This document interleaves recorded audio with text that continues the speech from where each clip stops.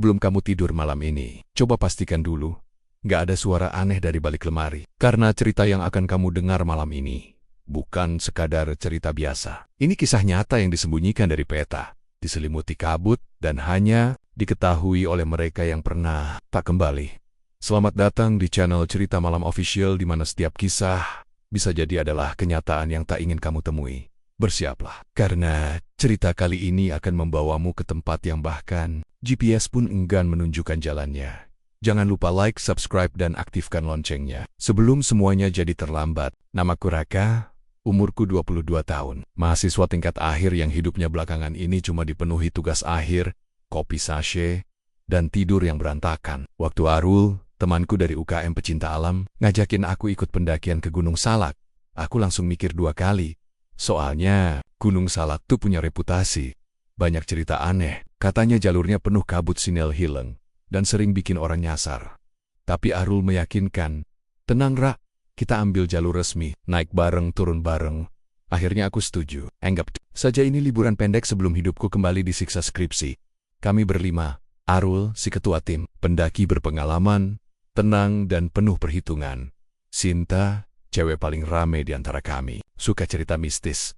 Tapi, berani Dimas, cowok kocak yang bawa speaker mini kemana-mana. Tari, satu-satunya yang paling pendiam. Doi temannya Sinta, baru gabung. Dan aku, si pendaki pemula yang cuma bisa bawa tas, air, dan niat.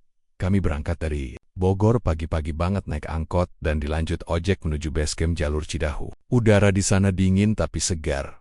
Langit cerah, kabut tipis menggantung di atas pepohonan pinus. Aku sempat mikir, masa serem sih? Damai banget gini. Setelah registrasi dan briefing, kami mulai jalan sekitar pukul 8 pagi. Jalur awal masih ramah, tanah padat, suara burung, dan sesekali sinar matahari menerobos di antara dahan. Suasananya bikin lupa kalau ini katanya gunung penuh misteri. Tapi ada satu hal yang bikin aku agak mikir. Sejak awal, Tari nggak ngomong sepatah kata pun, bahkan pas perkenalan di basecamp. Dia cuma senyum sedikit lalu diam. Sore hari kami sampai di pos ketiga. Rencananya kami camp semalam di sini sebelum lanjut summit besok subuh. Tenda berdiri, api unggun nyala. Dimas mulai muter lagu-lagu indie, pakai spikernya. Sinta cerita soal legenda di Gunung Salak.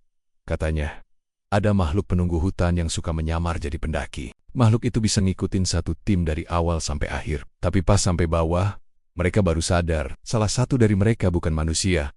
Ujar Sinta, dengan suara sengaja dibuat pelan. Aku cuma ketawa kecil, cerita kayak gitu mah di tiap gunung juga ada. Arul menambahkan, ya, pentingnya kita tetap bareng-bareng. Jangan ada yang jalan sendiri. Jangan ada yang panggil nama kalau dengar suara. Kami semua mengangguk, kecuali Tari. Dia duduk sendiri di dekat api unggun, menatap gelap ke arah hutan. Ada sorot aneh di matanya, seolah dia nggak nyaman berada di sana. Malam itu, aku tidur paling akhir. Yang lain udah pada lelap di dalam tenda. Aku sempat keluar sebentar buat pipis. Saat kembali, aku lihat Tari masih duduk di luar, sendiri. Tanpa jaket, aku dekati pelan-pelan. Tar, kamu belum tidur? Dia nggak menjawab. Aku duduk di sampingnya. Dingin loh, masuk yuk. Perlahan dia menoleh. Dan baru aku sadari, matanya berkokek-kokaka. Ada yang aneh Kak Raka, bisiknya. Aku merinding. Maksudnya, dia menelan ludah.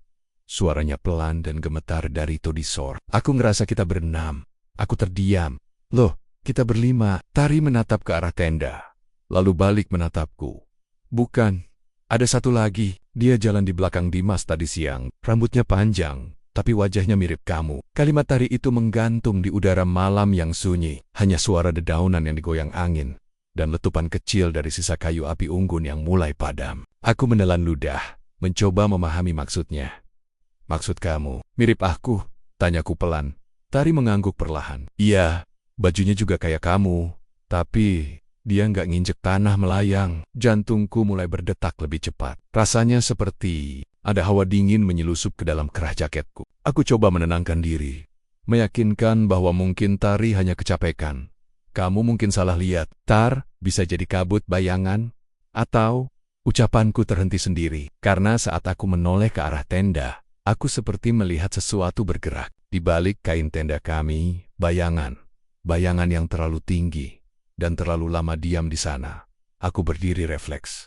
Ayo masuk, Sekret menyuat. Wajahnya pucat, dan langkahnya berat seperti diseret. Kami masuk ke dalam tenda yang cukup untuk 5 orang. Arul, Dimas, dan Sinta sudah terlelap. Aku menyuruh Tari berbaring di antara Sinta dan aku. Aku sendiri jadi yang paling pinggir dekat. Pintu tenda, hawa di dalam terasa lembab dan gerah. Tapi aku nggak bisa tidur. Mataku terus mengarah ke pintu yang hanya ditutup dengan resleting kecil. Malam terasa panjang, suara hutan tetap berisik, dedaunan, serangga malam, dan sesekali suara burung hantu yang memekik. Sekitar jam 2 pagi, aku mendengar suara itu. Raka, suara perempuan, tapi bukan suara Tari. Bukan juga Sinta. Raka, keluar. Sebentar aja, nafasku tertahan. Suara itu pelan, seperti berbisik dari luar tenda. Lalu terdengar seperti mengelilingi tenda kami, seperti orang berjalan pelan-pelan. Raka, aku tahu kamu belum tidur. Suara itu terlalu dekat, rasanya seperti bisikan. Dari balik kain tenda, aku meremas sleeping bagku erat-erat. Jangan desor, jangan diladeni, jangan lihat keluar. Itu yang Arul bilang. Jangan jawab kalau dengar suara. Pagi datang seperti penyelamat. Aku tertidur entah sejak kapan. Saat bangun, Dimas sedang menyiapkan air panas. Arul menyambutku dengan senyum tipis. Gimana tidurmu, bro? Aku hanya mengangguk kecil, lalu menoleh ke arah Tari. Kosong. Tar. Mana, tanyaku. Sinta menoleh. Tari, bukannya tadi pagi kamu bareng dia keluar? Aku langsung bangkit. Hah? Enggak. Aku baru bangun barusan. Mereka semua terdiam. Sinta mengkarnit. Tadi ada yang bangunin aku. Kukira kamu. Dia bilang Tari ada di luar. Aku sempat lihat siluet orang jalan ke arah batu besar di dekat sungai kecil itu. Kami semua saling pandang. Arul langsung berdiri, wajahnya tegang. Cepat, kita. Dia sekarang. Kami menyusuri jalur sempit ke arah sungai kecil. Di sana, batu besar berdiri tegak dikelilingi semak belukar. Kabut mulai turun tipis-tipis, walau hari masih pagi.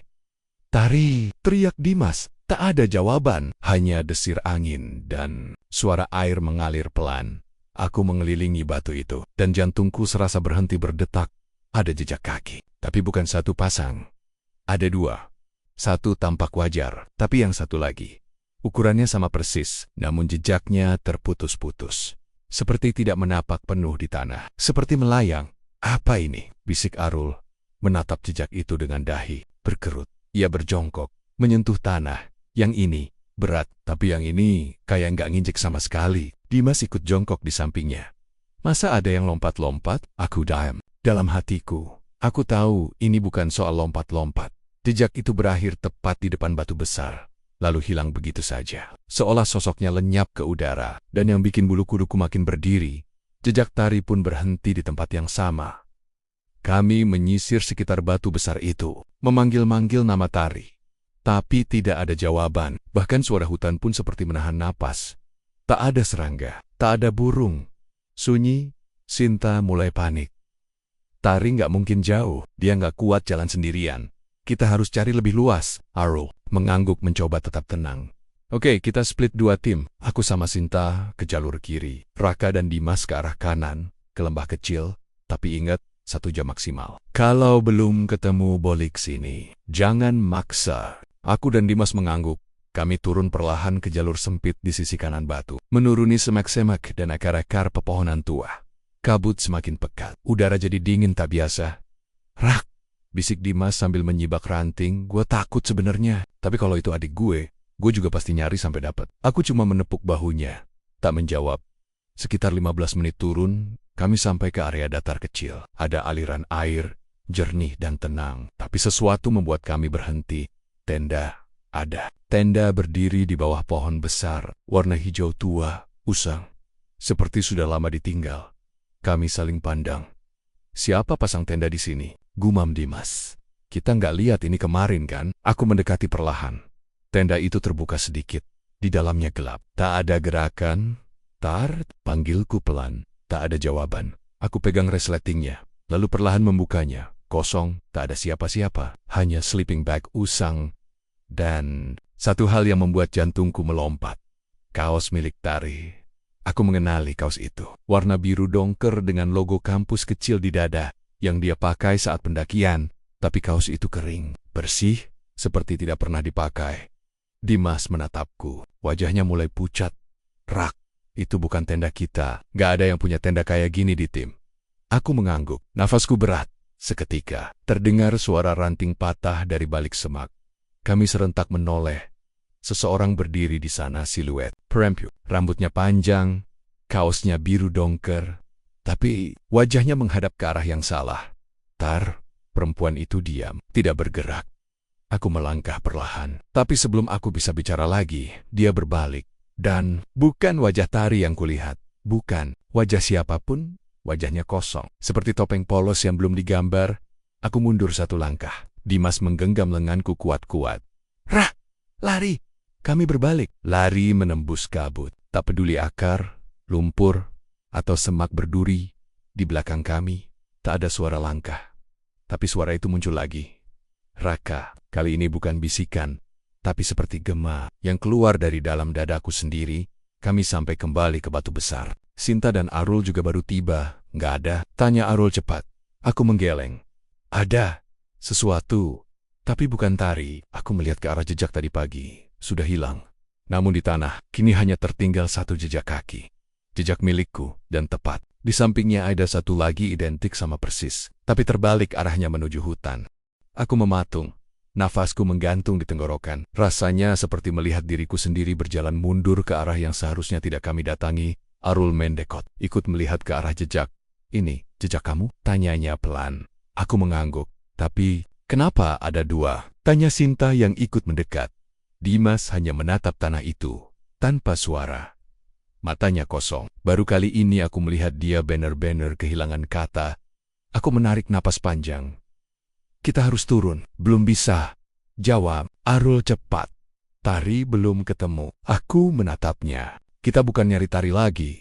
Kita nyari keluar dari sini. Tempat ini bukan jalur biasa, Rol. Kami akhirnya kembali ke area perkemahan sambil membawa kaos Tari yang kami temukan tadi. Arul dan Sinta masih bersikeras bahwa Tari mungkin hanya tersesat dan akan kembali saat kabut reda. Tapi aku dan Dimas tahu, sesuatu sedang menyesatkan kami. Tenda kami masih berdiri. Api unggun sudah mati total. Udara di sekitar lebih lembab dan dingin dari biasanya. Langit yang tadi terang kini tertutup kabut tebal walau hari masih siang. Aku duduk di dekat tenda, mengamati sekeliling. Rasa-rasanya, semua pohon mulai terlihat sama. Seolah kami tidak berada di tempat yang sama dengan kemarin. Padahal kami tidak pindah. Sinta membuka logistik dan tersentak. Perbekalan kita? Kenapa tinggal separuh? Aku menoleh. Dan memang, jumlah makanan dan air kami berkurang drastis. Seolah ada yang mengurangi tanpa kami sadari. Arul membuka map kertas dan GPS. Ini aneh. Harusnya pos 4 tinggal 2 jam dari sini. Tapi dari tadi, semua kompas dan GPS muter-muter. Gak ada arah yang jelas. Dimas mengangkat kepalanya perlahan. Gue bilang dari kemarin, kita kayak dibawa muter, Rul. Sore menjelang. Dan kami memutuskan tidak bergerak kemana-mana. Arul terlalu khawatir kondisi kami makin menurun. Tapi malam itu, hal yang lebih ganjil terjadi. Sekitar pukul 9 malam, saat kami duduk di dekat tenda dengan lampu senter redup dan api unggun kecil, suara langkah kaki terdengar dari arah utara. Kami semua langsung menoleh. Langkah itu pelan sekali. Seseorang berjalan sambil menyeret kaki. Sinta berdiri. Tari, Arul mengangkat tangan, menyuruh kami diam. Langkah itu makin dekat, lalu berhenti. Aku menyalakan senter dan mengarahkannya ke semek-semek. Seseorang berdiri di sana. Siluetnya mirip Arul. Kami semua membeku.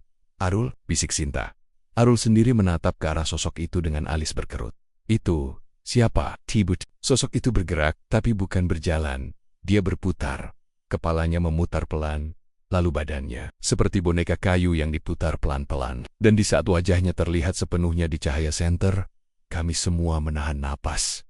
Itu memang wajah Arul, tapi matanya kosong, tanpa bola mata. Dan senyumnya terlalu lebar. Dimas mundur perlahan. Itu bukan Arul. Sosok itu lalu melangkah mundur, masuk ke dalam semak, lalu hilang begitu saja. Tanpa suara, malam itu kami bertiga tidur dalam satu tenda. Arul duduk di luar, berjaga, tapi saat aku bangun tengah malam untuk buang air kecil, aku melihat sesuatu yang membuat darahku nyaris berhenti mengalir. Di balik pepohonan, berdiri 3 orang. Mereka berdiri berjajar. Diam, seperti memandangi tenda kami dari jauh. Aku menyipitkan mata. Lampu senter terlalu redup, tapi yang bisa kulihat, Satu sosok mirip aku, satu lagi mirip Dimas, dan satu lagi adalah Tari. Semua berdiri, tak berkedip, diam. Aku ingin berteriak memanggil nama mereka, tapi tenggorokanku kering, suara tercekat, jantungku berdentum keras sampai terasa di telinga. Tiga sosok itu hanya berdiri, tak bergerak satu inci pun. Namun meski samar, aku tahu, yang berdiri di tengah itu adalah aku, atau sesuatu yang berwajah seperti aku. Aku melangkah pelan mundur, menyibak pintu tenda. Tapi sebelum sempat aku masuk kembali, aku menoleh sekali lagi dan mereka semua sudah hilang begitu saja. Seolah tak pernah ada. Pagi datang tanpa suara ayam atau cahaya hangat matahari. Kabut masih menyelimuti hutan, pekat seperti kemarin malam. Aku tidak cerita ke Arul, Dimas, atau Sinta soal penampakan itu. Takut mereka makin panik. Tapi Dimas lebih dulu buka suara. "Gue mimpi aneh tadi malam," katanya pelan saat kami sarapan. "Seadanya, mimpi ketemu gue, tapi bukan gue." Dia senyum terus dan bilang, "Kalau kamu gak pulang, aku yang turun." Aku langsung menoleh. "Apa?" Dimas menatapku ragu. "Gue tahu itu mimpi, tapi rasanya nyata banget." Sinta mengangguk. "Pelan, aku juga mimpi. Ada yang manggil namaku pakai suara Tari. Tapi pas aku lihat, mukanya kabur. Kayak ditutup kabut." Arul tidak ikut bicara. Tapi dari matanya, aku tahu dia juga mimpi sesuatu. Dia hanya memandang map dan kompas di tangannya yang sejak kemarin tidak menunjukkan arah pasti. "Kita turun sekarang," katanya akhirnya. "Lawan kabut. Balik lewat jalur awal. Kita nggak bisa tunggu lebih lama." Kami mulai berjalan meninggalkan tempat camp. Arul di depan, aku dan Sinta di tengah. Dimas paling belakang. Jalur awalnya cukup familiar, tapi suasananya sudah berbeda. Setiap pohon seperti punya wajah. Setiap akar seperti tangan yang ingin menarik kaki kami. Sinta memegang lenganku erat. "Tadi kamu lihat nggak?" "Apa?" Dia menunjuk ke belakang. "Tadi Dimas, dia di belakang." Tapi aku lihat ada dua Dimas. Aku langsung menoleh ke belakang. Dimas berjalan normal, melambaikan tangan. "Hah? Maksudmu?" tanyaku. Sinta menggigit bibirnya. Ada yang ngikutin dia, bayangannya persis, tapi langkahnya terlambat, kayak nyontek gerakan Dimas, tapi telat setengah detik. Kami terus berjalan. Tapi makin jauh kami melangkah, makin kuat perasaan bahwa kami justru makin masuk ke dalam, bukan keluar. Arul berhenti tiba-tiba. "Kita balik," katanya tegas. "Apa?" tanya Dimas. "Lihat ini." Arul menunjukkan map kertas. "Tadi kita belok di pohon tumbang. Sekarang kita lewat pohon tumbang itu lagi. Padahal kita jalan lurus." Aku menelan ludah. Kita dibawa muter. Dan benar saja, tak lama kemudian, kami sampai lagi di tempat tenda. Padahal tadi kami sudah berkemas. Tidak ada satupun barang tertinggal. Tapi sekarang, tenda itu berdiri kembali, lengkap dengan sleeping bag, kayu bakar tersusun, bahkan termos air yang tadi sudah kami kosongkan, kini terisi penuh. "Kita nggak bisa keluar," bisik Sinta. "Kita dikurung di sini." Arul tampak berpikir keras, lalu ia mengangguk. "Kita harus ganti jalur, ambil arah barat, turun lewat lembah. Nggak ada pilihan lain." Tapi sebelum kami sempat bergerak lagi, dari balik pepohonan muncul seseorang. Kami semua mundur, nafas tercekat. Dia, Tari, tapi tidak sepenuhnya. Tari berdiri dengan kepala sedikit miring, matanya kosong, langkahnya lambat, dan satu hal yang paling tidak bisa kulupakan.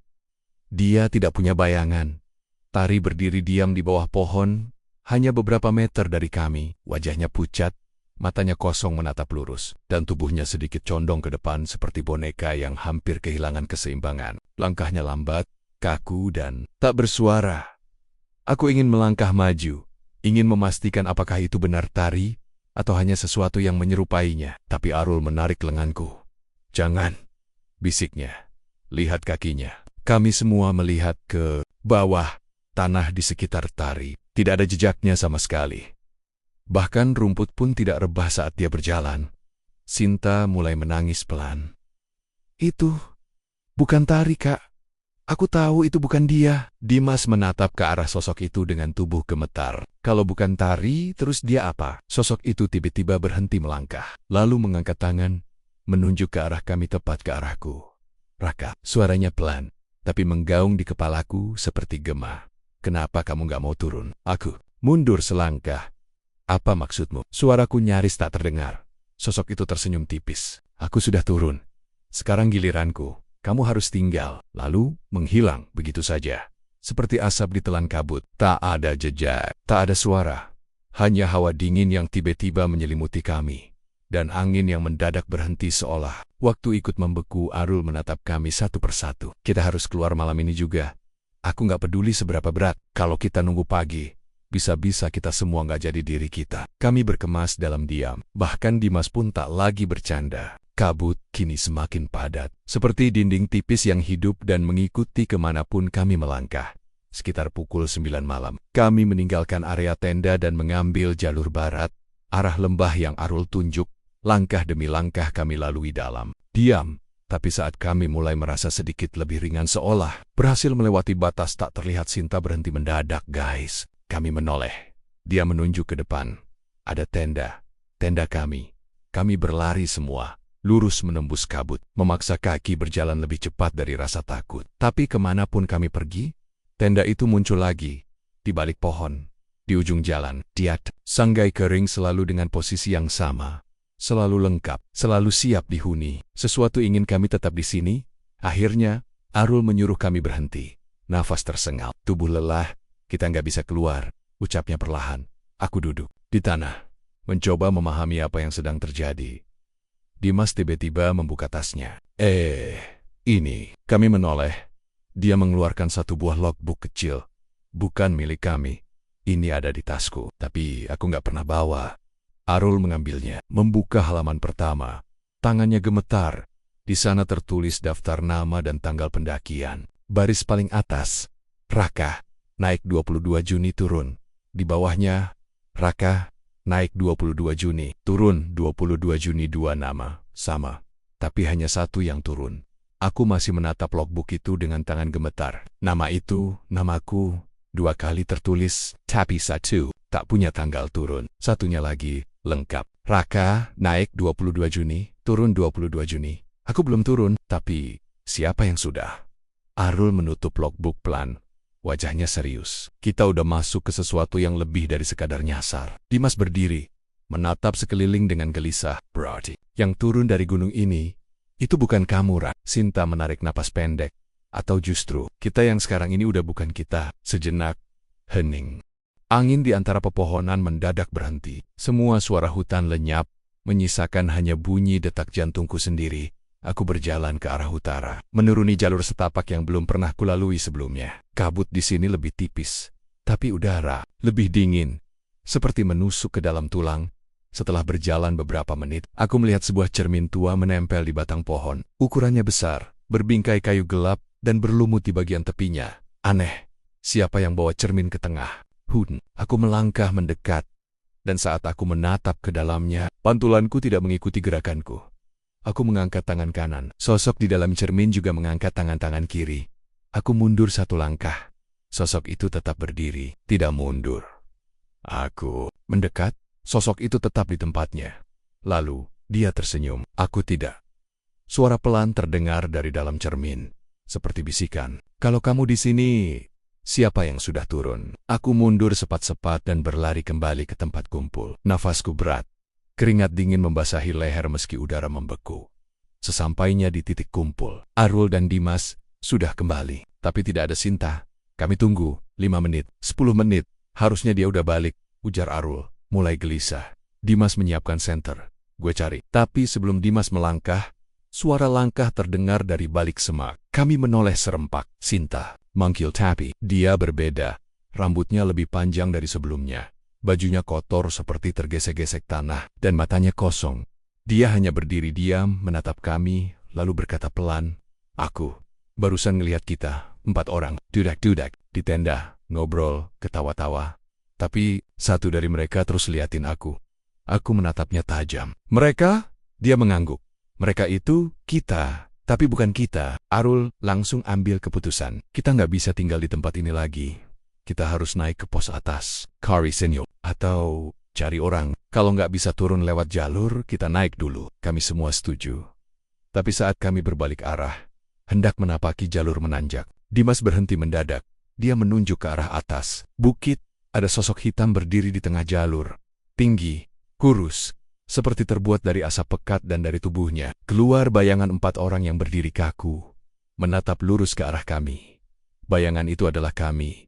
Aku terpaku. Rasanya seperti sedang bercermin di dimensi lain, tapi kaca itu retak. Dan yang muncul bukan refleksi, tapi tiruan yang salah. Sosok-sosok itu berdiri diam. 4, dengan postur dan pakaian yang sama persis seperti kami. Tapi wajahnya kabur, seperti dilapisi kabut hitam yang bergulung pelan. Bahkan aku bisa melihat salah satu dari mereka mengenakan jaket merah milikku. "Raka, itu kamu," bisik Sinta gemetar sambil mencengkeram lenganku. Dimas melangkah mundur. "Itu bukan kita, tapi mereka tahu kita." Tiba-tiba satu dari sosok itu bergerak maju. Suara dedaunan kering terinjak pelan terdengar dari kejauhan. Tapi anehnya, kami tidak bergerak dan bayangan kami juga tidak bergerak. Hanya satu yang berjalan, satu yang perlahan menghampiri. Arul mencabut pisau lipat dari saku ransel. Tapi jelas, kami semua tahu, benda itu tidak akan banyak membantu. Sosok itu berhenti kira-kira 20 meter dari kami, lalu menirukan gerakan kami. Tangannya bergerak seperti memegang pisau, bahunya menegang, lalu ia mengangkat kepala, dan untuk pertama kalinya kami bisa melihat wajah samar itu. Wajahku, tapi kosong, seperti tak punya jiwa. Aku melangkah maju 1 langkah. Sosok itu juga. Aku berbalik. Sosok itu pun berbalik. Tapi ketika diam, dia terus bergerak. Dia nggak ngikutin kamu lagi, gumam Arul. Dia meniru, tapi nggak sempurna, ujar Dimas pelan. Dia kayak belajar jadi kamu. Sinta menatapku. Kalau dia belajar dari kamu, buat apa? Buat gantiin kamu? Buat turun ke bawah, berpura-pura jadi kamu? Aku mulai kehilangan kata-kata. Semuanya tidak masuk akal. Kami memutuskan naik lebih tinggi, menjauhi area itu. Tapi semakin naik, suasana makin aneh. Vegetasi berubah, jalur makin sempit, pohon-pohon menjulang lebih tinggi, dan kabut makin padat. Tidak ada sinyal, tidak ada suara binatang, bahkan suara langkah kami seperti terserap tanah. Sampai akhirnya kami sampai di sebuah lapangan terbuka kecil. Di tengahnya berdiri gubuk kayu.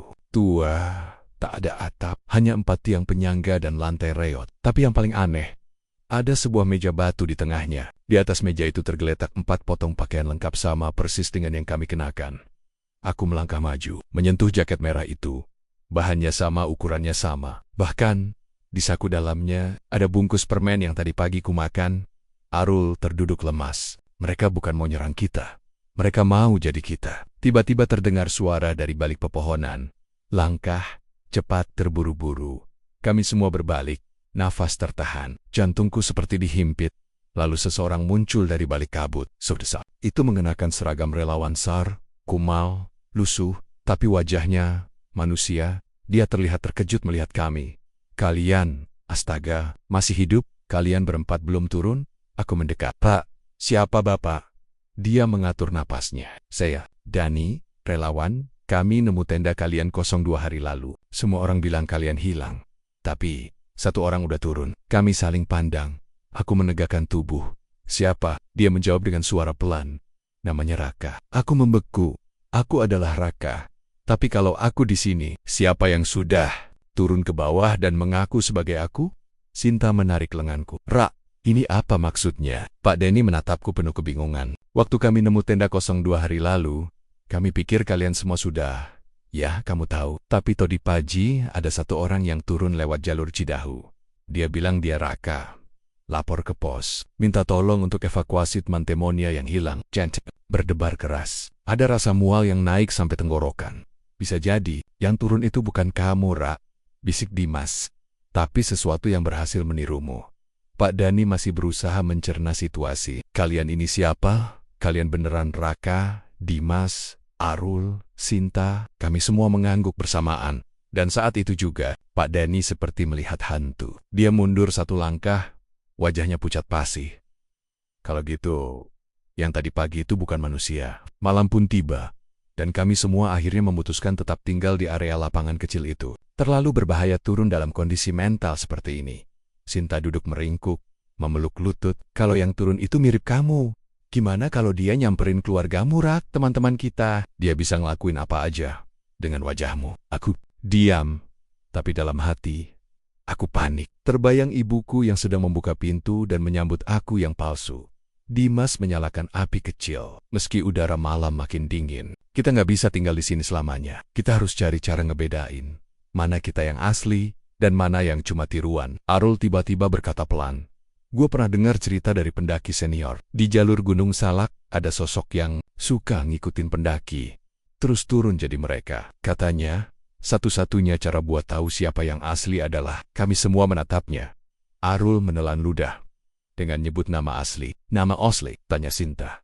Bukan nama yang biasa dipanggil, tapi nama lengkap yang cuma orang tua lo tahu. Bahkan yang lo sendiri udah jarang pakai, katanya. Tiruan itu nggak bisa sebut nama lengkap manusia karena nama itu ngandung roh kita. Aku berpikir keras, tapi itu artinya kita harus nyebut satu-satu dan percaya nggak ada yang dengerin selain kita. Dimas mengangguk.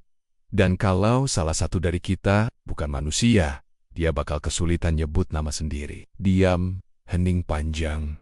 Sinta menggigil. Gimana kalau ternyata salah satu dari kita di sini juga bukan manusia? Tiba-tiba dari balik semak terdengar suara ranting patah. Kami semua menoleh bersamaan. Bayangan gelap muncul dari balik kabut, perlahan mendekat. Langkahnya berat, tidak terburu-buru. Seolah tahu kami semua sedang menunggu dengan napas tertahan. Pak Dani berdiri siapa di sana? Tidak ada jawaban, tapi sosok itu terus berjalan. Dan saat akhirnya keluar dari kabut, itu aku. Berseragam lengkap, wajahku sama persis, bahkan ada luka lecet kecil di alis kanan yang memang ku dapat 2 hari lalu saat terjatuh di jalur. Cadas, sosok itu tersenyum, lalu berkata, maaf, aku cuma pengen pulang. Suaranya lembut, persis seperti suaraku. Tubuhnya pun sama, gerak-geriknya, caranya berdiri, bahkan cara dia menatap Sinta. Sama, persis. Sinta berdiri kaku, wajahnya pucat. Raka, itu kamu? Aku langsung mundur selangkah. Jackson, aku di sini. Itu bukan aku. Pak Dani mencengkeram radio HT-nya, gemetar. Tapi yang ini, tadi pagi dia turun dan nyebutin semua data kamu dengan detail. Nama, umur, nama ibu, bahkan golongan darah. Dimas menoleh padaku.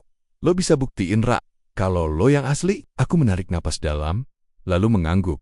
Ingat kata Arul tadi, kita uji dia. Kita semua sebut nama lengkap kita, yang gagal.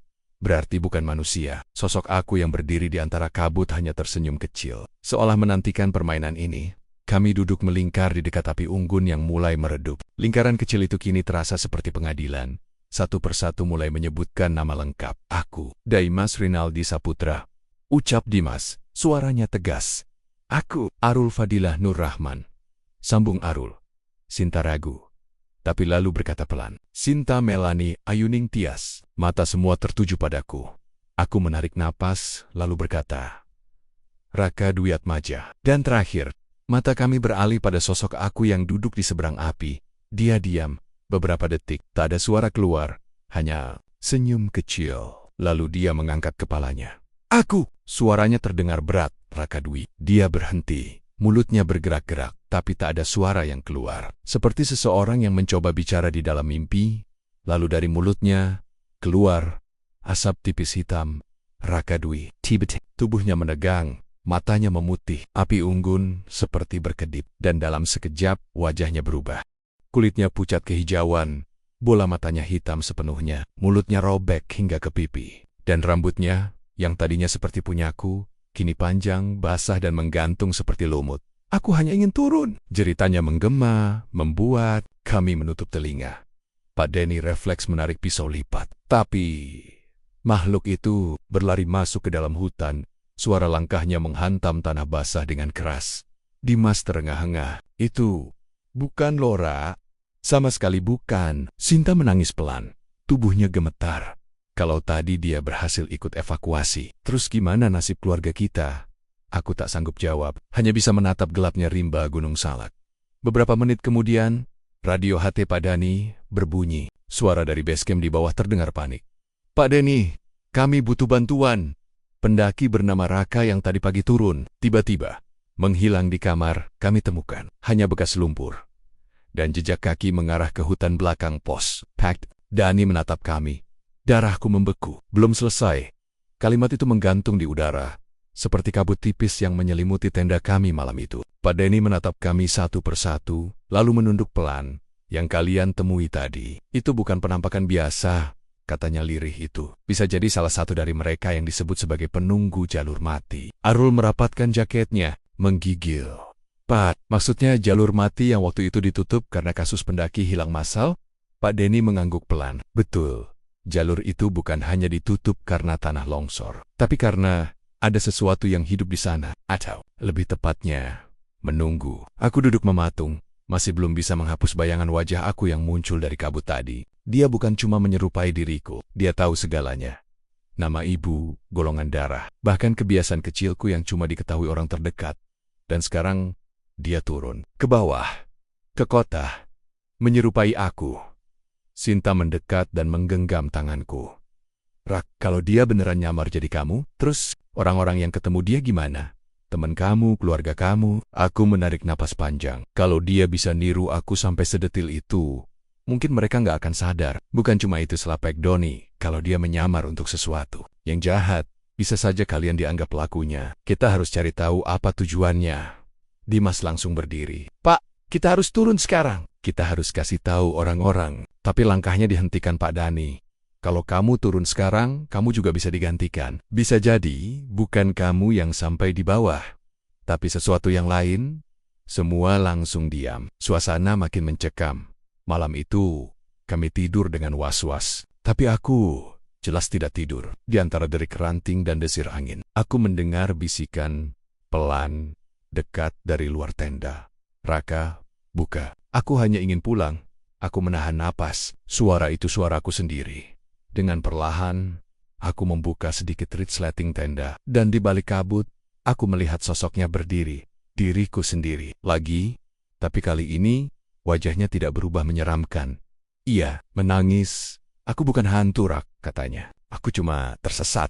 Sudah terlalu lama di jalur itu. Dan sekarang, aku ingin kembali. Aku menggigil. Siapa kamu sebenarnya? Dia menatapku, lirih. Aku adalah kamu, tapi dari waktu yang berbeda. Aku Raka, yang hilang di masa lalu. Seketika, suara lolongan panjang terdengar dari balik bukit. Pak Dani berlari keluar tenda. Semua bangun, dia bukan satu-satunya yang keluar dari jalur itu. Kabut tiba-tiba mengental. Suara langkah kaki terdengar dari segala arah. Tak hanya satu, banyak. Dimas menjerit, itu ada aku lagi. Dan Sinta. Ada kita, semua. Kami terdiam melihat ke arah hutan. Di balik pepohonan, muncul sosok-sosok yang menyerupai kami semua. Seolah ada sermin-sermin berjalan, memantulkan versi kami yang entah dari mana asalnya. Pak Dani hanya sempat berkata satu hal sebelum dia mengangkat HT dan berteriak ke pos bawah. Mereka mulai naik, dan kita semua dalam bahaya. Kalimat terakhir dari Pak Dani menggema di kepalaku. Bahkan saat suara Ejtinia mendadak dipenuhi derit statik yang menusuk telinga, semua langsung panik. Kabut makin tebal, menyelimuti area tenda seperti selimut busuk yang dingin dan lembab. Aku melihat ke sekeliling. Sosok-sosok yang menyerupai kami masih berdiri di pinggir hutan. Tapi ada yang aneh. Gerak mereka tidak manusiawi. Wajah-wajah kami kaku. Senyum mereka terlalu lebar. Terlalu lama. Seolah dipasang. Bukan dirasakan. Sinta menggenggam lenganku erat. Rak, itu bukan kita. Itu bukan kita. Lari! Teriak Pak Dani menuju batu besar. Di sana ada tempat netral. Kami langsung berlari menembus kabut. Sementara di belakang terdengar jeritan bukan dari makhluk lain, tapi dari kami yang tadi berdiri. Dan yang lebih mengerikan, jeritan mereka persis seperti suara kita. Nada napas, bahkan teriak Sinta pun keluar dari mulut duplikatnya. Setelah hampir 20 menit berlari tanpa arah yang jelas, kami sampai di sebuah batu besar yang ditutupi lumut. Bentuknya mirip altar, berdiri tegak di tengah semak, seperti tak tersentuh waktu. Pak Dani langsung menancapkan pisau lipat ke tanah dan menabur sesuatu dari botol kecil. Ini tempat netral, mereka nggak bisa masuk sini. Kami semua terdiam, nafas ngos-ngosan, mata nanar. Aku akhirnya bertanya, Pak, sebenarnya apa mereka itu? Pak Dani menatap kami. Lama, lalu bicara dengan nada yang lebih pelan dari sebelumnya. Di Gunung Salak, ada ruang waktu yang patah. Jalur mati itu bukan cuma berbahaya karena medan atau cuaca, tapi karena kadang seseorang bisa tertinggal di waktu yang salah. Kami hanya bisa menatap bingung. Mereka yang hilang di jalur itu nggak mati, tapi terjebak. Mereka tidak bisa naik ataupun turun. Mereka jadi bayangan dari diri sendiri lama-lama. Mereka lupa siapa mereka sebenarnya. Tapi mereka tetap mencoba mencari jalan pulang. Dan kalau mereka melihat dirinya, yang lain, yang masih hidup, mereka akan mencoba menggantikan. Sinta mulai menangis pelan. Jadi, maksudnya, mereka yang kita lihat tadi, bisa jadi pendaki-pendaki lama yang hilang. Aku menambahkan, atau bisa juga versi kita sendiri, dari masa depan, atau masa lalu. Pak Denny mengangguk, versi yang sudah terjebak terlalu lama dan jadi rusak. Semua terdiam. Lalu hati Pak Denny berderak lagi. Kali ini suara yang keluar bukan statik, tapi suara. Raka, bukan aku, tapi aku yang lain. Pak Denny, saya Raka. Saya berhasil turun, tapi saya bingung. Kenapa teman-teman saya nggak ada? Dan kenapa saya merasa seperti bukan diri saya sendiri? Hati itu jatuh dari tangan Pak Denny.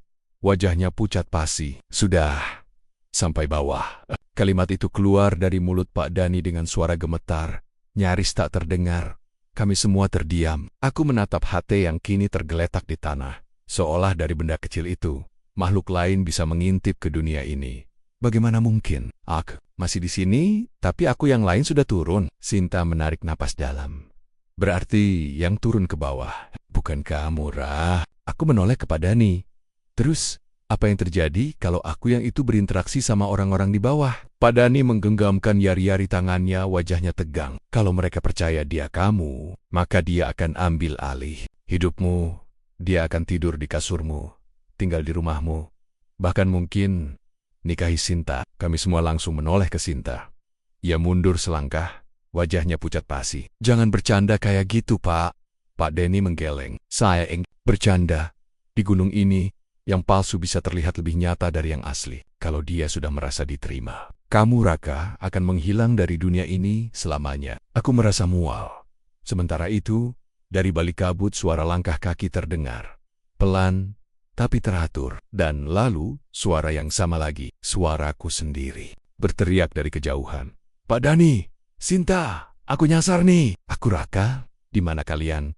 Tapi kali ini, suara itu datang dari arah yang berbeda dengan suara hati tadi. Lebih dekat, lebih nyaring, lebih meyakinkan. Jangan percaya, bentak Pak Denny tiba-tiba. Dia berdiri dan mencabut pisau yang tadi ia tancapkan. Dia bisa meniru suara siapapun, bahkan pikiran kalian. Tapi, dia nggak bisa niru hati nurani. Sinta menarik lengan jaketku. Rak, kamu masih ingat nggak? Waktu pertama kita naik gunung, kamu pernah bilang sesuatu di depan pintu masuk hutan. Aku mengangguk bingung. Yang mana? Sinta menatapku lekat-lekat. Kalau kamu Raka yang asli, kamu pasti tahu jawabannya. Aku menutup mata, berpikir keras, lalu perlahan berkata, kalau nanti kita kesasar, atau ada yang hilang, aku nggak bakal ninggalin kamu sendirian. Air mata Sinta langsung mengalir. Dia langsung memelukku. Kamu Raka yang asli. Pak Denny mengangguk. Kalau begitu, kita harus turun duluan sebelum yang palsu sepenuhnya diterima di dunia bawah. Namun saat kami baru hendak bergerak, kabut mendadak membelah. Dan dari celah pohon muncul satu sosok. Itu aku. Sama persis, sama tinggi, sama jaket, sama ransel, tapi matanya kosong. Dia tersenyum, lalu berkata dengan suara lembut yang dingin. Sudah, terlambat, mereka sudah menerimaku, dan kalian harus tetap di sini bersamaku. Suaranya pelan, tapi menggema di kepala kami seperti bisikan yang menusuk ke tulang belakang. Sinta mundur pelan. Air matanya masih menempel di pipi. Aku berdiri, terpaku, menatap sosok aku yang sekarang berdiri tak lebih dari 2 meter di hadapanku. Ia tersenyum tenang, seperti tahu seluruh isi pikiranku. Kamu bukan aku. Suaraku bergetar. Dia mengangkat bahu. Mungkin, tapi aku lebih disukai sekarang. Di bawah sana, aku sedang duduk bareng ibumu, makan malam, kamu masih di sini. Tersesat di hutan yang bahkan tidak menganggapmu nyata lagi. Pak Denny melangkah ke depan. Pisau kecil di tangannya tampak gemetar. Jangan terpancing omongannya. Itu bukan manusia. Itu bukan kamu, Raka. Tapi suara itu suara aku. Balik menatap Pak Denny, senyumnya berubah dingin. Kamu, Denny, kamu juga belum tentu asli kan? Bukankah kamu juga satu dari mereka dulu? Pak Denny seketika terdiam. Tangannya gemetar, wajahnya memucat. Apa maksudnya itu, Pak? Tanyaku cepat. Tapi Denny tidak menjawab. Dia hanya menunduk dan perlahan melangkah mundur, seperti dihantui sesuatu dari masa lalu. Sinta menarikku menjauh. Bisikannya nyaris tak terdengar. Kalau dia bisa turun dan menggantikan kamu, berarti dia bisa menghapus kamu juga kan? Aku mengangguk. Dan dia akan terus jadi aku, selamanya. Kami lari. Bukan karena takut tapi karena kami harus buru-buru sampai ke bawah. Sebelum dunia menerima yang palsu sebagai kenyataan, kami menyusuri jalur curam, melewati akar-akar, pohon yang terasa seperti menjulur untuk menarik kaki. Kabut makin pekat, langkah kaki terdengar di belakang, dan suara itu suara aku kembali, memanggil, Raka, jangan lari dari dirimu sendiri. Tiba-tiba Sinta berhenti, nafasnya tercekat di depan kami. Berdiri Raka. Lagi, yang ini juga aku. Tapi wajahnya setengah hancur, matanya tinggal satu. Kulit pipinya sobek, tapi masih mengenakan jaketku. Dan ia tersenyum. Sinta, jangan percaya siapapun aku yang asli. Aku yang mati waktu kecelakaan di tanjakan semalam. Yang tadi itu palsu, yang sekarang sama kamu juga palsu. Kamu harus Brok. Pak Doni tiba-tiba muncul dari sisi lain pohon, menebas sosok itu dengan pisau kecilnya. Darah tak keluar, tapi sosok itu mendesis seperti asap, lalu lenyap. Kabut di sekitarnya ikut terserap ke tanah. Kami terdiam, nafas tercekat, dunia seolah bergoyang. Pak Dani menatap kami berdua. Itu bukan Raka, tapi itu bisa jadi akhir dari semuanya. Langit mulai terang samar.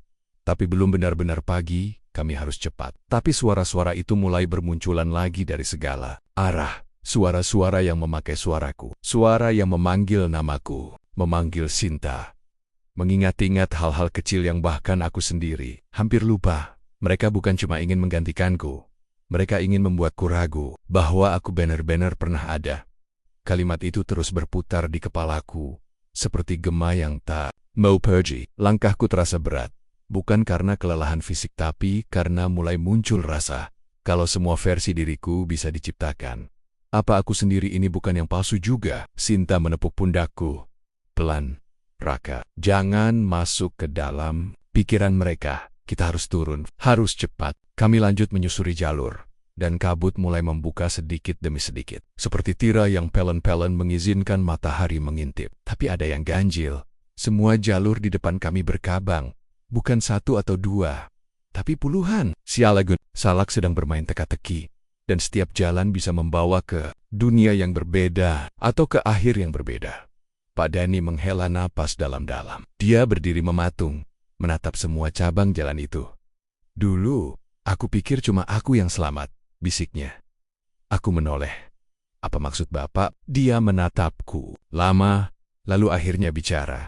Untuk pertama kalinya tanpa ragu, 30 tahun lalu, aku naik lewat jalur ini. Bersama 5 orang teman, pendakian kami nggak pernah sampai puncak. Kami semua terpisah waktu malam turun. Dan besok paginya, cuma aku yang berhasil kembali ke pos bawah. Tapi waktu aku turun, dia menelan ludah. Orang-orang bilang mereka semua sudah sampai lebih dulu. Aku dan Sinta terdiam. Tapi mereka bukan teman-temanku. Lanjutnya, senyumnya beda. Cara mereka tertawa aneh, dan satu persatu mereka menghilang dari hidupku. Sampai akhirnya cuma aku yang tersisa. Dan orang-orang mulai bilang, aku ya sebenarnya nggak pernah naik bareng siapa-siapa. Mereka lupa. Pak Dani mendongak, matanya merah. Jadi aku balik. Setiap tahun, cari jalur ini lagi. Cari yang tersesat, bantu turun supaya ada yang masih percaya aku pernah ada. Tiba-tiba di antara ratusan cabang jalur itu, salah satunya mulai memantulkan cahaya kuning. Cahaya aneh, tapi hangat. Septi. Sinar dari pos pendakian bawah, Sinta menatapku. Itu dia, jalur kita. Aku ingin percaya. Tapi saat kami mulai melangkah, dari balik pohon-pohon besar, satu persatu sosok manusia muncul. Wajah mereka. Wajahku beberapa dalam kondisi rusak, terbakar, hilang satu mata. Tapi semua menatap kami. Menatapku. Kamu nggak bisa pergi, Raka. Kita sudah jadi bagian dari gunung ini, kita semua adalah kamu. Aku maju. Menggenggam tangan Sinta kuat-kuat. Aku tahu siapa aku. Langkah kami cepat, tapi jalan makin berat. Setiap langkah, tanah seperti mengisap sepatu kami. Seperti menolak, dan saat kami melewati satu sosok yang paling mirip aku, matanya basah. Kalau kamu berhasil turun, tolong bilang ke ibu, Raka yang satu ini juga pernah hidup. Tubuhnya perlahan berubah jadi abu. Kami berlari, melewati jalur sempit, menembus kabut. Pak Deni berteriak dari belakang, jangan lihat ke belakang. Tapi aku menoleh, dan aku melihat satu hal. Wajahku sendiri tersenyum, tapi bukan padaku. Tapi ke Sinta kami menembus kabut terakhir, dan akhirnya pos jaga terlihat. Lampu kuning menyala. Suara-suara orang mulai terdengar, tapi saat kami keluar dari kabut, orang-orang di pos memandang kami dengan wajah bingung. Kalian siapa? Pertanyaan itu terdengar biasa saja, tapi cara mereka mengucapkannya ragu, datar, bahkan sedikit takut membuatku langsung sadar. Mereka benar-benar tidak mengenali kami. Padahal, kami berdiri tepat di depan pos pendakian Gunung Salak. Persis seperti saat kami memulai perjalanan. Tapi ada yang ganjil. Sanggat ganjil pelang kayu bertuliskan selamat datang di jalur pendakian Gunung Salak. Sudah lapuk dimakan cuaca. Katnya, kusam. Hurufnya hampir hilang. Bangunan pos juga tampak lebih tua. Seperti tak pernah disentuh renovasi selama puluhan tahun. Bahkan papan informasi pendaki kosong. Tak ada daftar nama. Tak ada logbook. Aku mendekat, berharap mengenali salah satu penjaga pos. Tapi wajah mereka semua asing. Sinta menarik lenganku. Raka, ini bukan tempat yang sama. Aku ingin menyangkal, tapi perasaan itu makin kuat. Aroma udara di sini pun berbeda. Lebih kering, lebih mati, dan satu hal yang paling menakutkan. Semua orang di sini tidak memiliki bayangan. Pak Denny muncul dari kabut, terengah-engah. Tapi begitu menatap sekeliling, dia membeku. Tidak, bukan ini tempatnya. Ini bukan dunia kita. Aku langsung merinding. Seorang penjaga pos, wanita berambut pendek dengan seragam seperti dari era 90. Melangkah mendekat. Kalian dari jalur mana? Tanyanya pelan, nyaris tanpa ekspresi. Aku menjawab gugup, jalur Kawah Ratu. Tapi dia memotong. Jalur itu sudah ditutup sejak ke 1999. Tak ada pendaki yang selamat sejak kejadian kabut hitam. Sinta bergetar. Tapi itu nggak mungkin. Tahun sekarang 2025, wanita itu hanya memiringkan kepala. Perlahan, wajahnya tersenyum tipis. Tapi matanya tetap kosong. Di sini, waktu tidak berjalan seperti yang kalian kenal. Kami dibawa masuk ke dalam pos. Langit di luar tetap abu-abu, seperti senja yang ditahan-tahan agar tidak pernah berubah malam. Di dalam ruangan sempit itu, dipenuhi peta-peta tua, foto-foto pendaki. Dan yang membuatku tercekat, salah satu fotonya adalah aku, tertawa, bersama orang-orang yang tidak kukenal. Tapi wajahku jelas. Baju yang kupakai sama persis seperti yang kugunakan sekarang. Sinta mundur. Napasnya tersengal. Tempat ini menyimpan versi kita yang tidak pernah pulang. Pak Denny berdiri di sudut ruangan. Tubuhnya goyah. Lalu dengan suara pelan dia berkata, kita harus kembali ke kabut. Ini bukan dunia kita. Tempat ini adalah tempat penampungan bagi mereka yang gagal pulang. Tiba-tiba, pintu pos tertutup. Sendiri, lampu di langit-langit padam, gelap. Dan dari luar, suara langkah kaki mendekat, seragam teratur, tapi tak bernapas. Aku mengintip lewat jendela mereka datang. Barisan wajah-wajah kosong yang tak punya bayangan. Mereka semua menyerupai orang-orang yang pernah hilang di gunung. Dan mereka ingin kami tetap di sini, menjadi salah satu dari mereka. Aku menarik tangan Sinta. Kita lari, sekarang! Kami menerobos jendela kecil di belakang pos. Kabut mulai turun lagi. Pak Denny menyusul. Tapi dia berhenti di ambang jendela, menatapku dengan wajah tenang. Kalian pergi, aku tinggal. Aku sudah terlalu lama jadi bagian dari tempat ini. Aku ingin memaksa, tapi matanya berkata, dia memang sudah menunggu saat ini. Untuk menebus semuanya, aku dan Sinta berlari ke dalam kabut. Jalur itu mulai berubah lagi. Tapi kali ini, aku percaya. Karena satu-satunya jalan keluar dari dunia yang tak mengingat kita adalah dengan mengingat siapa diri kita sebenarnya. Itu kalimat terakhir yang terngiang di kepalaku saat aku dan Sinta berlari membelah kabut. Tapi masalahnya sekarang aku mulai lupa siapa diriku. Langkahku berat. Kabut terasa seperti tenggen-tenggen lembut yang mencoba menarikku kembali ke pos itu. Setiap sudut jalur berubah bentuk. Tak ada patokan, tak ada tanda, hanya kabut dan suara-suara. Samar, Raka, suara Sinta terdengar panik di belakangku. Kita muter-muter. Jalur ini barusan udah kita lewatin. Aku berhenti. Nafasku peluh dingin mengalir di punggung, tapi bukan karena lelah. Ada yang salah dengan pikiranku. Aku bahkan tak yakin ini masih tubuhku. Aku melihat ke tangan. Jemariku mulai memudar, seperti transparan. Samar, Sinta mengguncang bahuku. Hei, jangan diam, fokus Rak, siapa aku? Bisikku tanpa sadar. Wajah Sinta menegang. Tangannya menampar pipiku. Keras. Lo Raka, lo anak kosan. Kita bareng di Gunung Salak. Ingat, Tiba-tiba, sekelebat bayangan muncul di belakang. Sinta aku sendiri, bukan cermin, bukan ilusi. Itu benar-benar sosokku. Dengan ekspresi kosong, tanpa warna, versi yang tak pernah berhasil turun. Kami kabur, tapi setiap kali berbelok, selalu muncul versi-versi lain dari kami. Ada Sinta yang berdarah-darah, ada aku yang merangkak, ada kami berdua dalam posisi meninggal. Mereka semua tidak bersuara, hanya menatap kami sambil berjalan perlahan, seolah mencoba menggantikan posisi kami di dunia nyata. Aku sadar, jika kami kehilangan ingatan sepenuhnya, maka mereka akan menggantikan kami. Sinta tiba-tiba berhenti di depan sebuah batu besar berlumut. Rak, lihat ini. Ia menunjuk sebuah tulisan yang diukir kasar. Raka dan Sinta, 27 Juli tahun 2025. Tangannya gemetar saat menyentuh ukiran itu. Ini kita yang ukir. Sebelum naik gunung, inget nggak? Aku memejamkan mata, sebuah kilas balik menghantam otak. Aku dan Sinta tertawa, berfoto, lalu iseng mengukir nama di batu. Saat itu kami masih di bawah, belum tahu bencana apa yang menanti. Di atas, perasaan itu kembali, hangat, nyata. Aku ingat siapa diriku. Seketika, suara-suara berhenti, kabut mulai surut perlahan.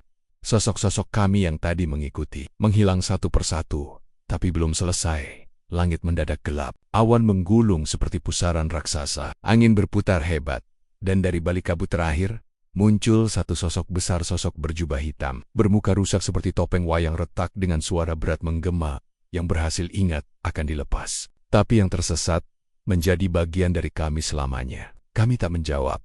Kami berlari, tapi kali ini, jalannya lurus, tanpa belokan, tanpa ilusi, dan di ujung jalan itu, cahaya pagi, matahari, nyata, hangat. Aku melirik ke Sinta. Dia juga melihatku. Wajahnya basah oleh air mata. Kami pulang. Saat menuruni pos pendakian, tidak ada seorang pun di sana. Tak ada penjaga. Tak ada orang lain. Hanya suara burung dan desir. Angin pagi. Kami saling menatap. Lalu tertawa kecil, getir, tak percaya. Rasanya kayak baru lahir. Kata Sinta. Aku mengangguk. Tapi jauh di dalam, aku sadar. Kami memang berhasil kembali, tapi sesuatu tetap tertinggal di Gunung Salak. Kalimat itu terus berputar di kepalaku. Bahkan saat kami sudah duduk lemas di pos pendakian, Sinta menggenggam botol air mineral yang entah dari mana ia temukan tangannya. Gemetar seperti baru sadar ini semua nyata. Tapi justru di sanalah rasa aneh mulai menyelinap lagi. Tak ada orang, tak ada jejak pendaki. Bahkan pos itu seperti tak pernah dipakai. Aku berjalan pelan, menelusuri sekitar. Bangku kayu di depan warung retak dan penuh lumut, seolah ditinggal bertahun-tahun. Padahal terakhir kami lewat sini, semua masih hidup. Apa kami benar-benar kembali? Atau ini cuma versi lain dari dunia yang mirip? Sinta menyusulku. Ra, lo dengar suara itu nggak? Aku menajamkan telinga. Duk, duk, duk. Seperti langkah kaki. Lambat, berat, dari balik pohon-pohon besar di sisi kanan pos. Mundur. Suaranya makin dekat, tapi yang muncul bukan makhluk aneh, melainkan seorang bapak tua, dengan pakaian kotor dan rambut gimbal acak-acakan. Tapi matanya kosong, wajahnya tak asing. Itu Pak Sarwan, penjaga pos yang nyuruh kami naik pertama kali.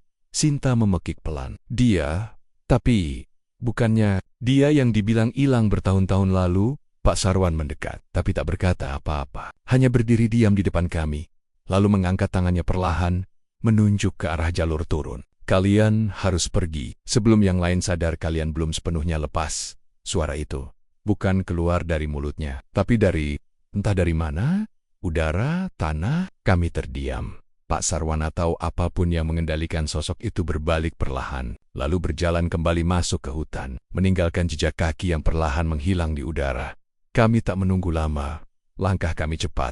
Turun gunung dengan sisa tenaga. Jalan tanah berganti aspal. Aspal berganti jalan kampung. Baru kali itu aku merasa bersyukur mendengar suara klakson dan motor knalpot brong. Tapi ada yang aneh begitu kami tiba di kaki gunung. Di area parkir motor kami tak ada. Dan orang-orang di warung sekitar menatap kami dengan tatapan penuh tanya. Mas, kalian baru turun? Tanya seorang ibu-ibu dengan suara hati-hati. Aku mengangguk. Si ibu memandang kami dari atas sampai bawah. Lalu berkata pelan. Maaf tapi, jalur yang Mas pakai itu udah ditutup 6 tahun lalu. Banyak yang gak pernah balik. Aku menelan ludah. 6 tahun, Sinta memotret wajahnya pakai kamera HP. lalu membuka galeri. Foto terakhir masih tertanggal 2 hari lalu, tapi berita di HP koran digital. Semua menunjukkan tanggal yang berbeda. 3 bulan ke depan dari waktu kami naik komik kehilangan waktu, tapi entah berapa banyak. Malam itu, kami tidur di penginapan dekat kaki gunung. Sama-sama terjaga, tak bisa memejamkan mata. Lalu sekitar pukul 3 pagi, seseorang mengetuk jendela kamar. Pelan, tapi jelas. Aku melongok keluar tapi tak ada siapapun. Hanya kabut tipis mulai turun dari arah gunung. Dan di balik kabut itu, samar-samar seseorang berdiri diam di bawah pohon, mengenakan jaket pendaki, wajahku sendiri. Aku terdiam, tak bisa bergerak. Bulu kuduku berdiri. Sosok itu berdiri diam di bawah pohon, tak berkedip, tak bergerak, hanya menatapku dari kejauhan. Bahkan saat kabut mengalir di sekitarnya, tubuhnya tetap terlihat jelas, seolah tak tersentuh waktu. Sinta, kamu lihat itu? Bisikku dengan suara gemetar. Sinta mendekat ke jendela, lalu menahan napas.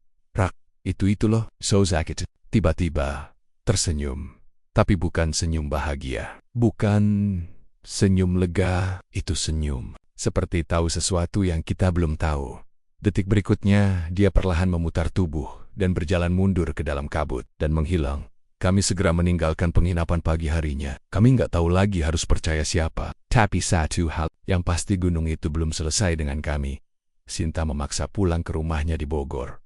Aku pun ikut. Rumahnya sepi, ayah ibunya sedang keluar kota. Tapi setidaknya kami merasa sedikit lebih aman. Sampai kami menemukan sesuatu yang aneh. Di tas carrier Sinta sebuah batu kecil bulat, hitam kelam, seukuran telur puyuh. Dingin saat disentuh. Dan ada semacam ukiran samar di permukaannya, seperti simbol. Padahal kami nggak merasa pernah memasukkan batu itu. Sinta bergidik rak. Ini kayak batu yang ditaruh di nisan orang dulu. Tapi ini aneh, simbolnya kayak bukan aksara kita. Aku mencoba memotret tapi kamera HP-ku langsung mati. Hang, seolah benda itu anti direkam. Malam itu, mimpi buruk datang lagi. Aku bermimpi jalan sendirian di tengah jalur pendakian yang penuh kabut. Lalu bertemu dengan versi lain dari diriku. Tapi dia penuh luka, bajunya compang-camping, matanya hitam. Kenapa kamu balik? Tanya dia. Aku tak bisa menjawab. Dia mendekat, nafasnya bau tanah dan darah. Harusnya lo tetap di sana. Lo udah milik gunung. Tapi sekarang lo buka jalan buat yang lain keluar. Aku bangun dengan tubuh basah keringat. Tapi yang bikin aku hampir pingsan, beta hitam itu sekarang ada di genggamanku. Padahal sebelumnya ada di tas Sinta. Keesokan harinya, kami mencoba mencari penjelasan, mencari informasi di internet tentang simbol di batu itu. Tapi hasil pencarian nihil. Sampai akhirnya kami memutuskan kembali ke desa tempat kami pertama kali naik. Warung tempat kami biasa makan masih ada. Tapi ibu penjualnya tampak kaget bukan main waktu melihat kami. Mas Raka, Mbak Sinta, kami bingung. Ibu kenal kami, ibu ingat waktu mas 2 orang naik gunung 6 tahun lalu, terus nggak pernah turun. Dek, kami duduk. Ibu itu pun mengeluarkan kliping koran usang. Berita berjudul, 2 pendaki mahasiswa hilang di jalur Gunung Salak. Tak ditemukan hingga kini. Ada foto kami berdua. Pakaian saat pertama naik. Tapi itu artinya kami sudah dicatat sebagai orang yang tak pernah kembali. Malam itu, kami kembali ke penginapan dekat kaki gunung. Kami cuma ingin menutup semua ini dengan kembali ke titik awal.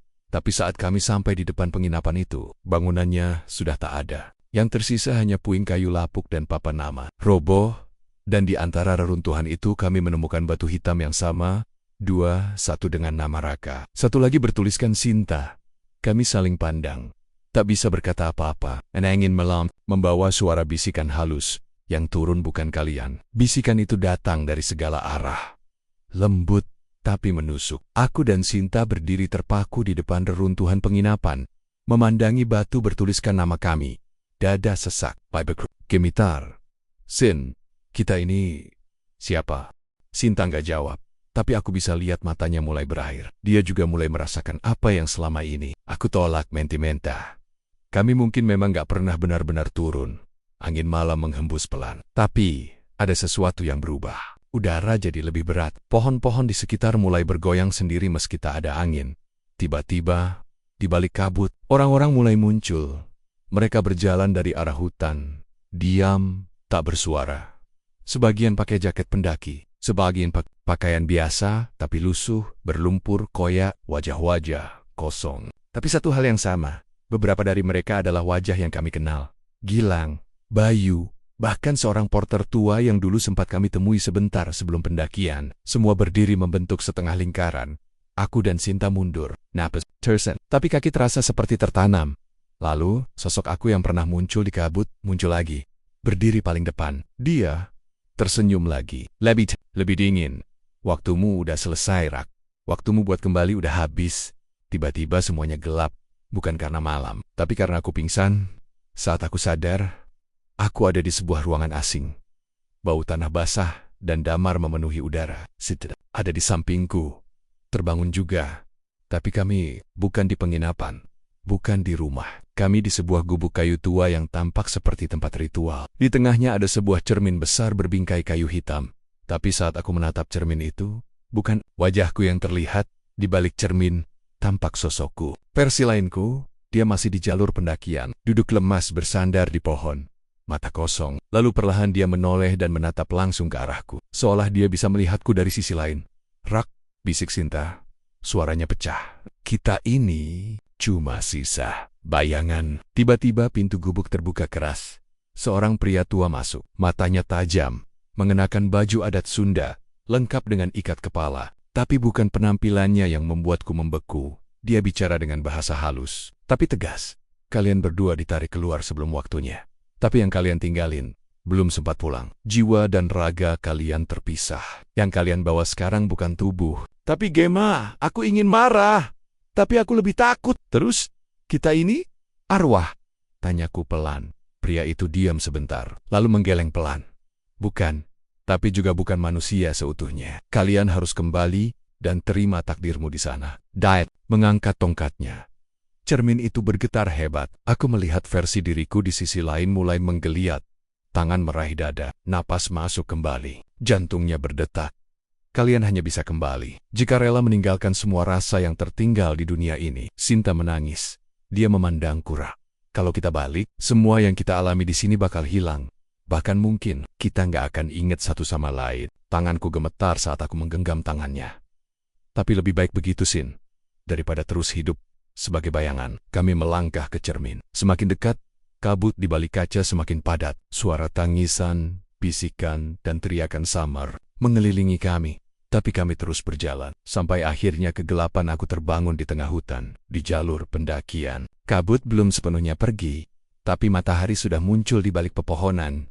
Tubuhku berat, tapi bisa bergerak. Seseorang mengguncang bahuku. Mas Raka, Mas sadar? Seorang relawan SAR. Di belakangnya, Sinta. Tapi wajahnya tampak asing, seperti tak mengenaliku. Saya, Sinta ya, kita turun bareng waktu itu. Sinta hanya menggeleng. Maaf, saya nggak kenal. Hatiku hancur, tapi aku tersenyum. Karena aku tahu aku telah kembali. Kami telah kembali.